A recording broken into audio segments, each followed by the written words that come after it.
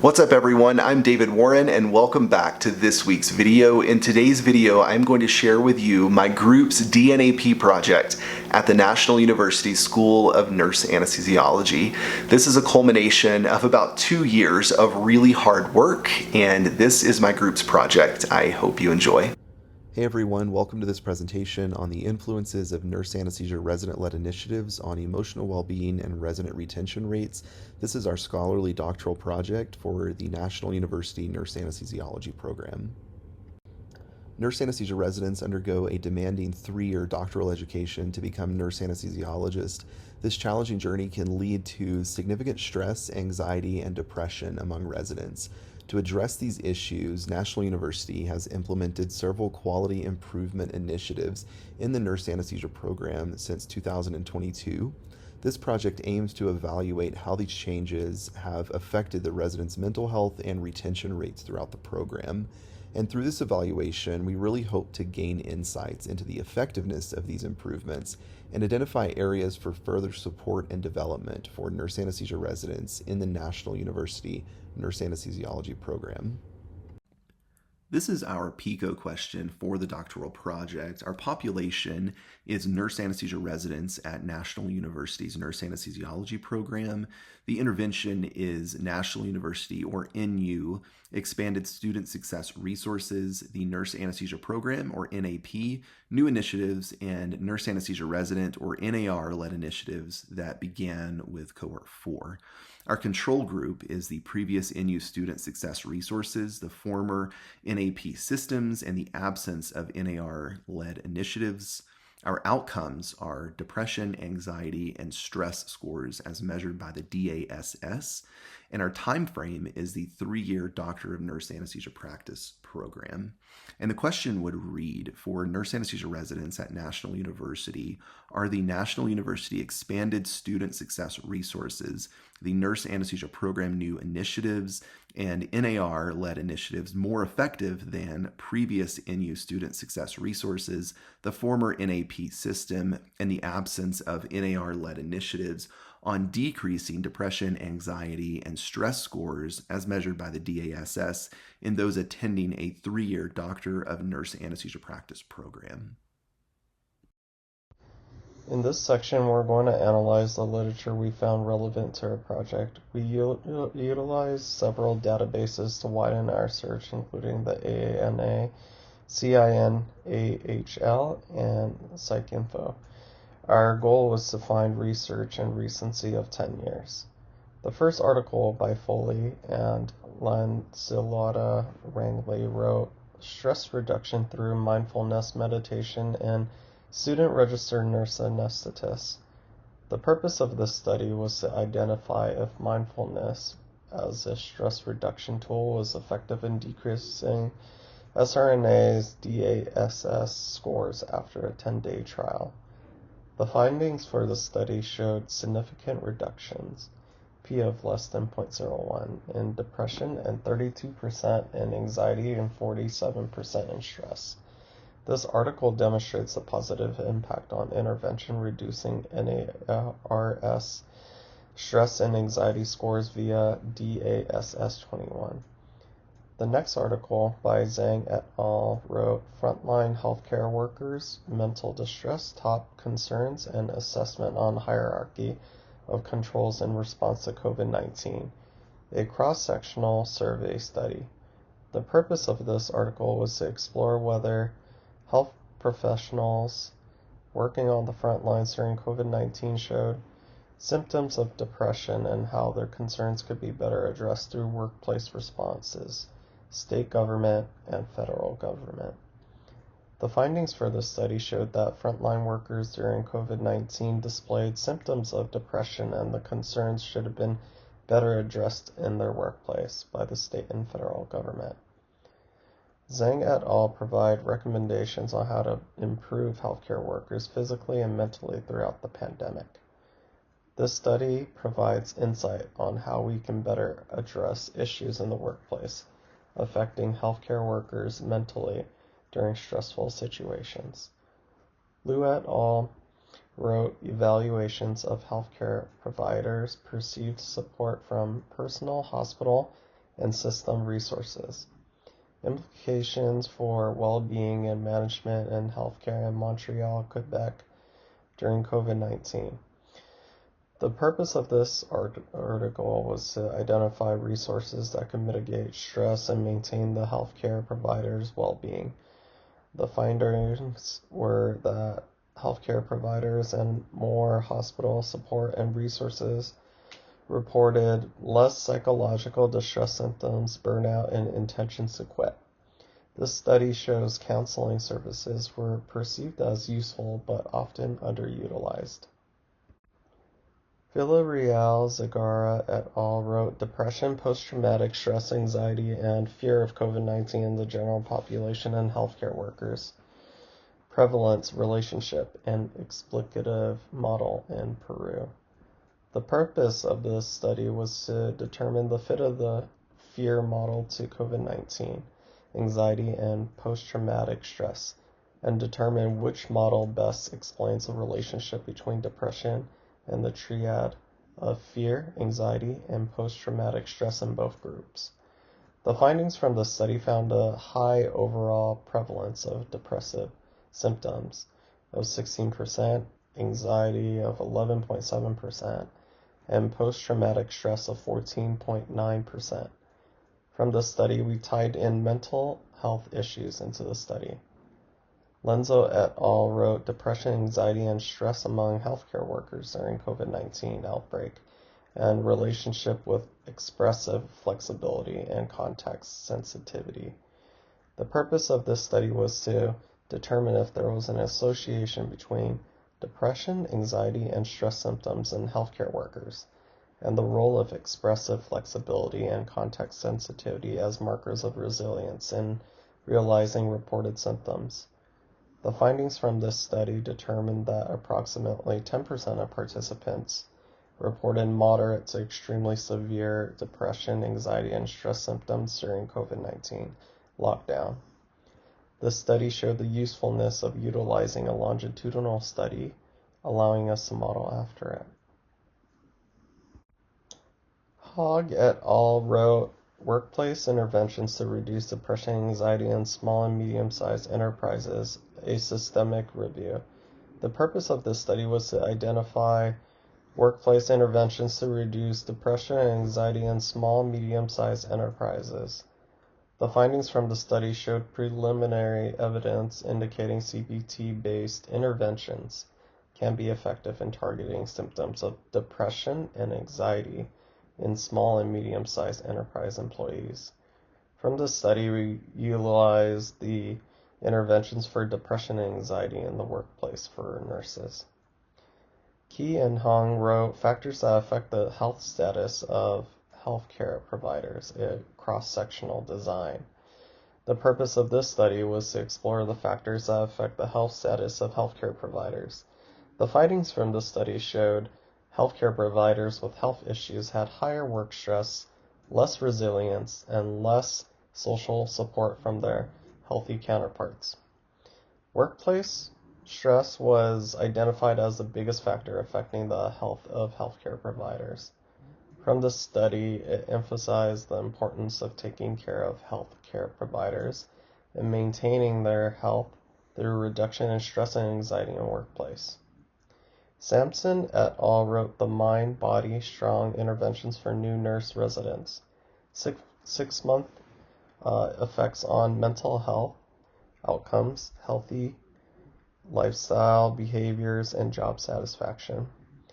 The purpose of this study was to evaluate the 6-month effects of the Mind, Body, Strong Interventions for Healthcare Professionals program on the mental health, healthy lifestyle behaviors, and job satisfaction of registered nurses participating in nurse residency program. The findings from this study determined that post-intervention at the 3-month and 6-month marks, the intervention group scored better in mental health outcomes, healthy lifestyle behaviors, and job satisfaction when compared with the control group. This study showed the different measurements used to determine the severity of anxiety and stress through different scales such as Perceived Stress Scale and Generalized Anxiety Disorder 7-item, GAD-7. Rubin wrote Attrition Analysis and Retention Strategies Among Staff Nurses, a survey study. The purpose of this study was to analyze the reason for attrition and strategies for retention among staff nurses working. The findings consisted of 70% with a high attrition rate and 30% had a moderate attrition rate. The attrition rate may vary in association with demographic variables. This study determined that counseling and social assistance would improve nurse quality of life scores.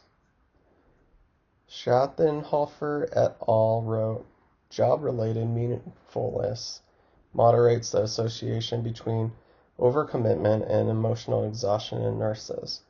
The purpose of this study was to determine whether job-related meaningfulness moderates the association between overcommitment and emotional exhaustion in nurses. The findings show a statistically significant positive correlation between overcommitment, emotional exhaustion, and perceived meaningfulness. This study validates the concern, enthusiasm, relevance, efficacy, and satisfaction CERES tool. Yang wrote Development of Career Stress Scale for Hospital Nurses, Implications for Workplace Counseling. The purpose of this study was to find an association between stress experienced by clinical nurses and their psychological well-being throughout their careers. The findings of this study were inconsistent and inconclusive regarding further research on the association between stress and experienced by the clinical nurses and their psychological well-being. This study gave us the idea to utilize workplace counseling as a possible intervention. Zhang et al. Wrote, Do sleep disturbances mediate the association between work-family conflict and depressive symptoms among nurses? A cross-sectional study. The purpose of this study was to examine the role of sleep disturbances and determine if there was an association between work-family conflict and depressive symptoms in nurses. The findings from this study show a significant association between work-family conflict and depressive symptoms. Every 1 unit increase in the work-family conflict score, the depressive symptom score increased 2.22 units. This study showed the effectiveness of therapy to mitigate work-family conflict on mental health of nurses through healthy sleep and EBP interventions. For our study, we utilized the Nola Pender's health promotion model. Her model was based on the idea of health promoting behaviors with the same theme of wellness orientation. The main concepts of Pender's model are the person, environment, nursing, and illness. Pender's theory model is that the individual person's character and experiences, behavior-specific cognitions, affect, and behavioral or health-promoting behavior will incentivize an individual towards behaviors that yield personal, valuable benefits. For this study, the health-promoting behaviors will be interventions implemented by NU, the NAP, and its own NARs, and its perceived benefit on NAR's DASS 21 scores.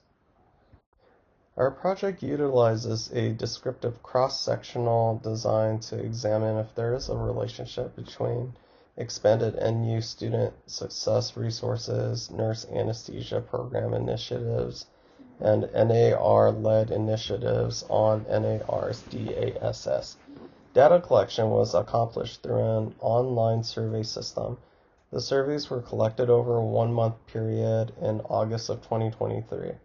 The sample size was computed as a function of population effect size, significance, level alpha, statistical power, and a number of tested predictors once the survey was finalized. Dr. Daniel Soper's a priori sample size calculator for multiple regression was used, helping us determine that a minimum sample size of 32 was required to achieve an anticipated effect size of 0.50, a statistical power of 0.85 with 5 predictors at a confidence level probability level of 0.05. The primary tool we utilize for this scholarly project is the DASS-21, Depression, Anxiety, and Stress Scale. Going over the important operational definitions from our scholarly project and the DASS-21 scale, we'll start off with depression. And depression is defined as one's dysphoria, hopelessness, devaluation of life, self-deprecation, lack of interest and involvement, anhedonia, and inertia. Anxiety is defined as an autonomic arousal, skeletal muscle effects, situational anxiety, and subjective experience of anxious affect. Stress is defined as measure levels of chronic non-specific arousal and assess difficulty relaxing, nervous arousal, and being easily upset, agitated, irritable, overreactive, and impatient. This is a 21-item scale where survey participants would answer based on a scale ranging from 0, which means did not apply to me at all, to 3, very much or most of the time. The score is tallied up at the end to determine if the participant is experiencing anything from normal to extremely severe depression, anxiety, and stress symptoms. The survey was sent out August 8th of 2023 with a deadline of September 3rd, 2023, and there were intermittent weekly reminders and a final reminder 2 business days prior to the end of the survey deadline. Descriptive analysis was conducted after data collection. A multiple linear regression model was utilized to examine the effect of National University's expanded student success resources, the Nurse Anesthesia Program new initiatives, and NAR-led initiatives on residents' depression, anxiety, and stress scores, or DASS, D-A-S-S. Multiple regression was chosen based on the study's goal of predicting depression, stress, and anxiety scores based on these interventions. IBM SPSS Statistics version 28 was used to perform the statistical analysis, and all of the data was then stored in our Google Drive account. The data obtained from the study was checked and screened. Any missing values were identified and then addressed appropriately, and then tested for homogeneity, skewedness, and kurtosis, which is the level of distribution of the tails versus the centers. Once the data is cleaned, then analysis was performed to determine associations between variables of interest.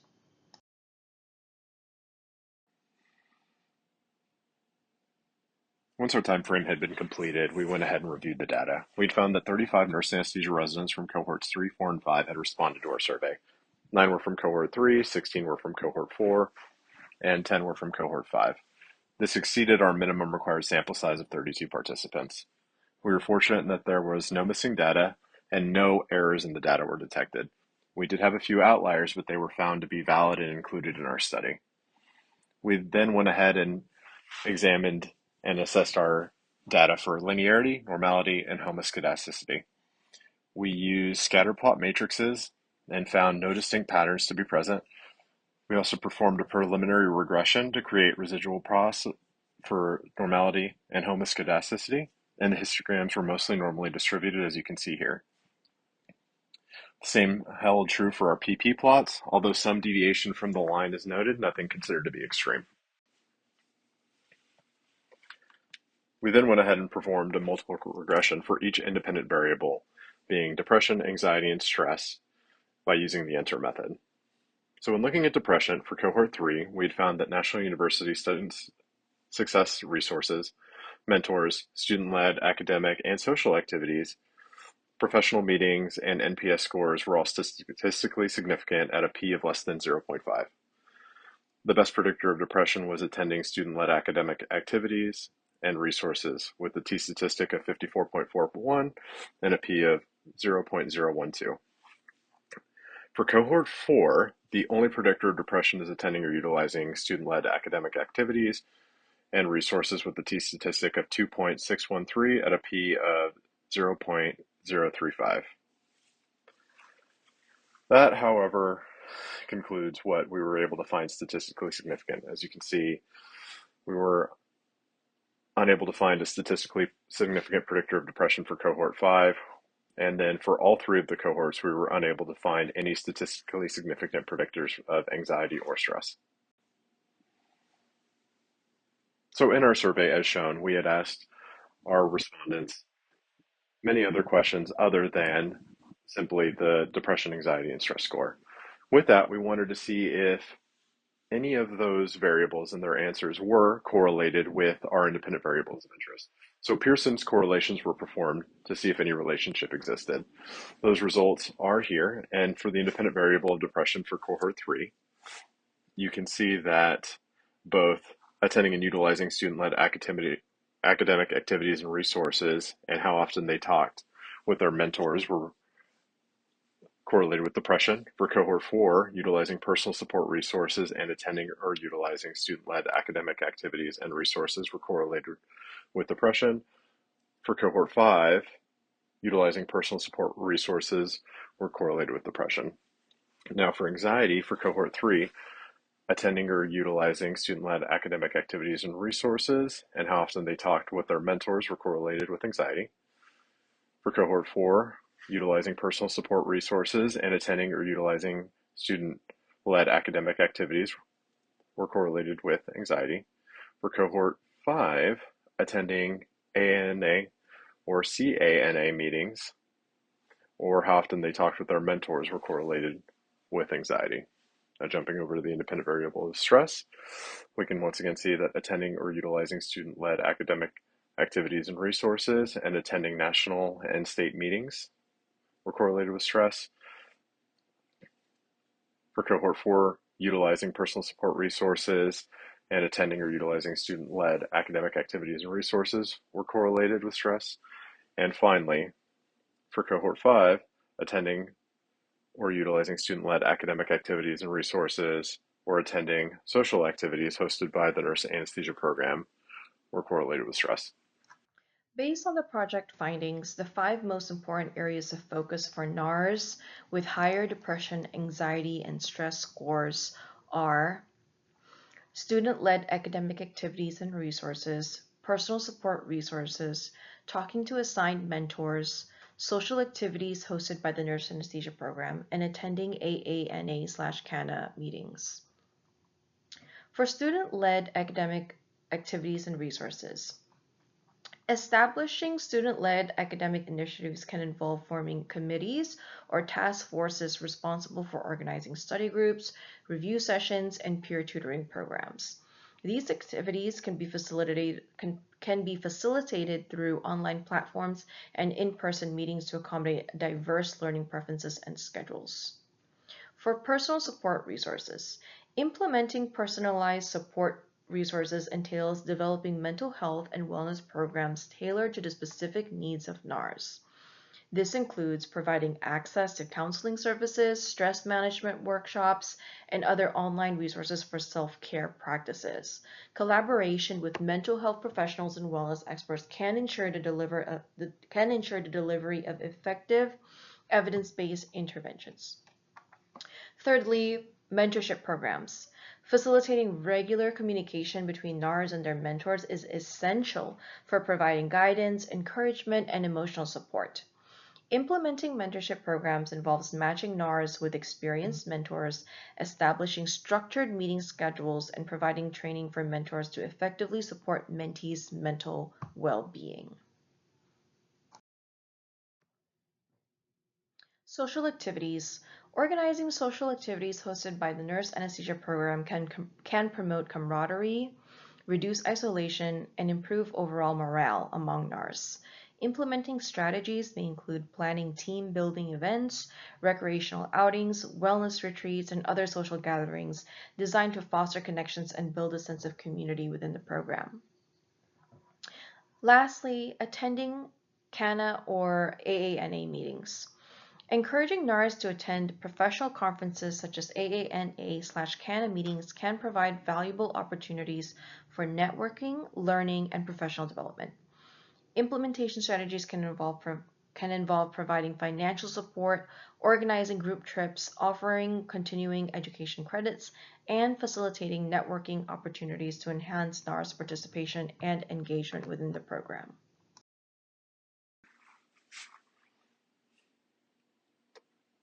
For the dissemination of this project, a recording of this PowerPoint presentation is going to be uploaded onto YouTube. This is going to be done through David Warren, NP social media platform, which features over 13,000 community members on YouTube and Instagram. His audience consists of CRNAs, nurse anesthesia residents throughout the United States, and the general public worldwide. This includes Canada, India, Somalia, and Nigeria. Now, while we didn't find many statistically significant predictors of depression, anxiety, and stress, we do believe we found some interesting results and correlations that we can then go ahead and use to support nurse anesthesia residents with higher depression, anxiety, and stress scores. Student-led academic activities and resources, we believe, provide our residents with academic support and also give them a sense of camaraderie amongst their peers. Personal support resources provide NARS with tools and coping strategies, as well as a community and actionable things they can do in times of need. Mentorship provides guidance and a trusted confidence for those in a situation with a very small reference group. And attending state and national meetings, be that the AANA and CANA, provides our residents with exposure to a broader professional network, educational opportunities, and a sense of belonging as well. We believe all of these promote well-being, resilience, didactic, and clinical success throughout the nurse anesthesia residency and a doctoral program. That concludes our project. We want to thank you so much for watching. And the following is a list of references we used throughout this presentation.